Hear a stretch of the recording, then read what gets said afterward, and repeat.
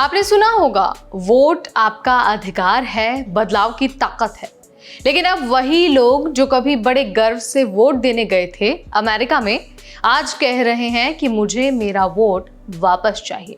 तो क्या ये सिर्फ पछतावा है या फिर कोई बहुत बड़ी गलती? और इस गलती का असर अब सीधा जिंदगी पर पड़ रहा है।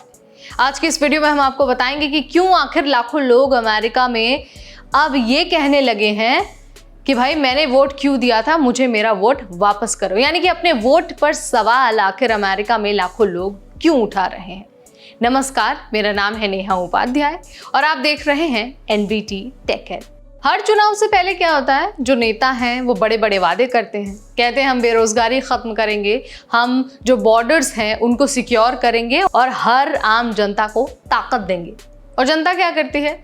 जो सालों से थकी है, हारी है, परेशान है और गुस्से में है, वो उम्मीद लगा लेती है कि भाई शायद अब की बार तो कुछ बदल जाएगा।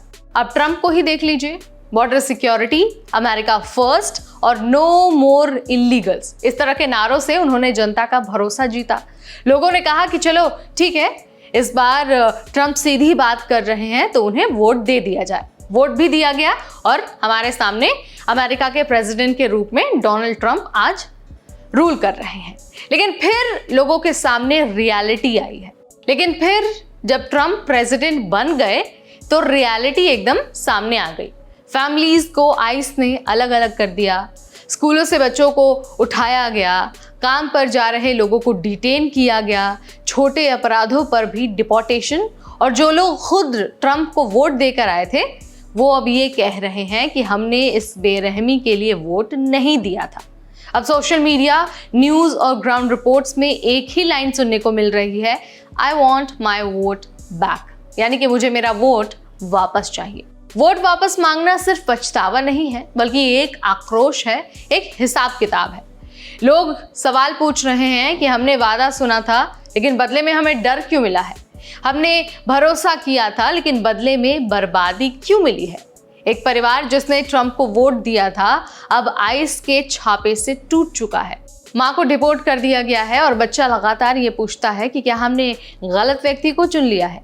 अब देखिए, ये सवाल अब सिर्फ अमेरिकी लोगों तक लिमिटेड नहीं है, बल्कि हर देश के लोग यही महसूस कर रहे हैं। नेता झूठ बोलते हैं, लेकिन सवाल यह है कि क्या हम नेताओं से सवाल पूछते हैं? अब देखिए, वोट डालने से पहले हर कोई व्यक्ति मैनिफेस्टो तो पढ़ता नहीं है। तो सवाल तो ये भी है कि क्या लोगों ने ट्रंप की उस पॉलिसी को समझा जो उनके पड़ोसी को डिपोर्ट कर सकती थी? क्या लोगों ने ये जाना कि ये वादा सिर्फ नारा है या फिर कोई ठोस प्लान है? अगर नहीं तो ये पछतावा लोगों की जिम्मेदारी भी बनती है। वोट सिर्फ उंगली पर लगी स्याही मात्र नहीं है, ये एक भरोसा है, एक जिम्मेदारी है। अगर आप भी यही सोच रहे हैं कि आपको आपका वोट वापस चाहिए तो अगली बार सोच समझकर वोट कीजिएगा। किसी पार्टी के नाम पर नहीं, किसी धर्म या फिर जाति या फिर डर के नाम पर नहीं, बल्कि पॉलिसीज, ट्रैक रिकॉर्ड और दूसरे लॉन्ग टर्म सोच के आधार पर अब आपको वोट देना है। आप नेता से सवाल पूछ सकते हैं या फिर आप खुद से सवाल पूछ सकते हैं कि क्या ये नेता भविष्य सुधार सकता है? क्या इसका वादा सिर्फ चुनावी जुमला है या फिर सच में कोई प्लान है? अब देखिए, अगली बार जब आप वोट देने जाएं तो आपको खुद से ये सवाल पूछने होंगे। फिलहाल ट्रंप ने इमिग्रेशन के नियमों को सख्त कर दिया है।